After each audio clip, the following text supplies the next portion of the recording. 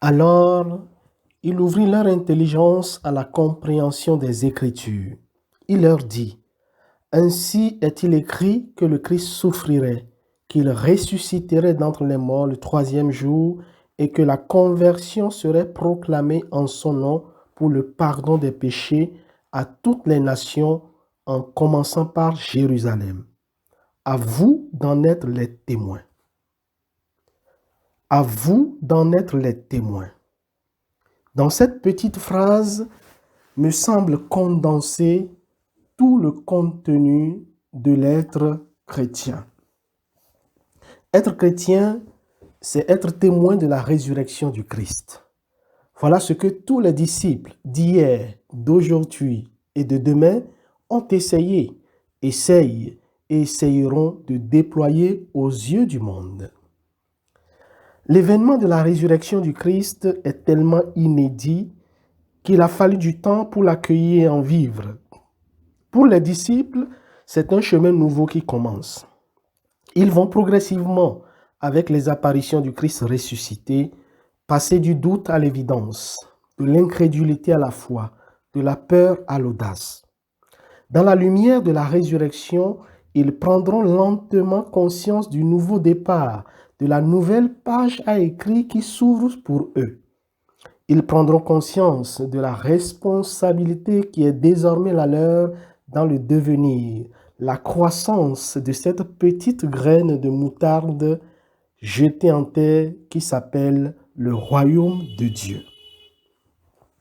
Ils commencent à saisir qu'être témoin de la résurrection du Christ comporte nécessairement une référence au tombeau vide, c'est-à-dire une référence à un passé de mort, de souffrance, de violence subie, de méchanceté gratuite, d'injustice, qui débouche sur une aube nouvelle, sur un jour nouveau, sur un présent et un avenir de lumière, de vie, de joie et d'espérance.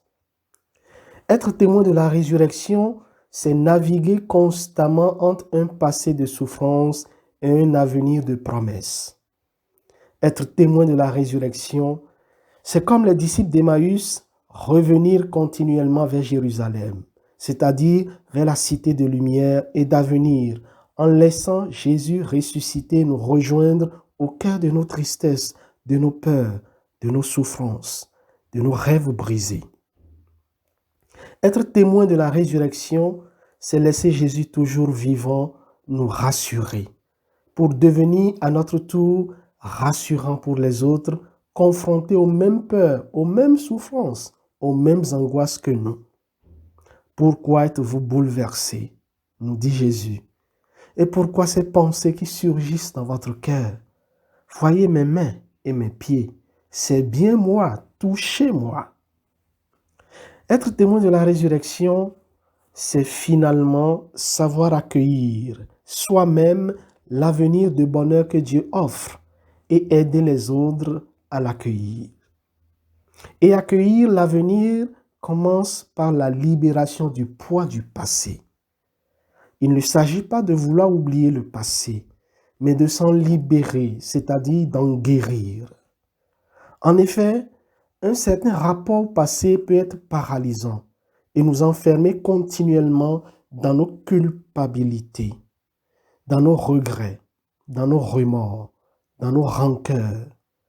Nous pouvons penser par exemple que l'éducation que nous avons reçue de nos parents, ou bien le fait d'avoir eu des parents qui n'ont pas été à la hauteur de leur mission de père ou de mère, ou bien certaines erreurs que nous avons commises dans le passé, ou encore ce qui a pu nous arriver, etc., nous conditionne totalement et irrémédiablement. Nous en voulons alors à vie à certaines personnes de nous avoir ainsi blessés de manière irréparable. Nous pouvons nous sentir condamnés par un passé lourd qui nous interdit tout avenir. Un tel rapport à notre passé est évidemment handicapant. C'est un boulet à nos pieds qui nous empêche d'avancer. On vit alors plus tourné vers le passé que vers le présent et l'avenir. Nous piétinons et nous peinons véritablement à avancer. Les apôtres de Jésus, eux aussi, ont connu le poids d'un passé raté qui inspire peu de fierté. Les querelles liées à leurs ambitions personnelles, à leur soif du pouvoir et de gloire, le reniement de Pierre, la trahison de Judas, la lâcheté des autres, et j'en passe. Jésus ressuscité a conduit les disciples, les apôtres, à faire progressivement, dans la force de l'Esprit Saint, le travail de libération et de guérison de leur passé.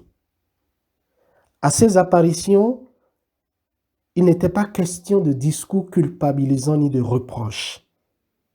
Il était question de joie de la rencontre, de paix, de confiance redonnée et d'envoi en mission.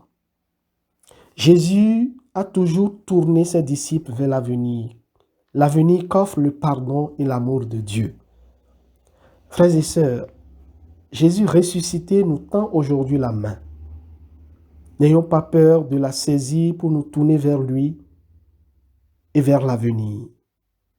N'ayons pas peur de quitter notre passé de haine, de rancœur, de révolte et d'amertume. Osons avec Jésus ressusciter l'aventure d'une aube nouvelle, car nul ne peut commencer à écrire le prochain chapitre de sa vie s'il relit sans cesse le dernier.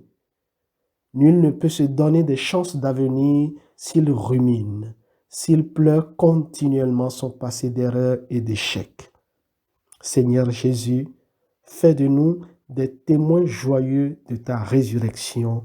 Amen.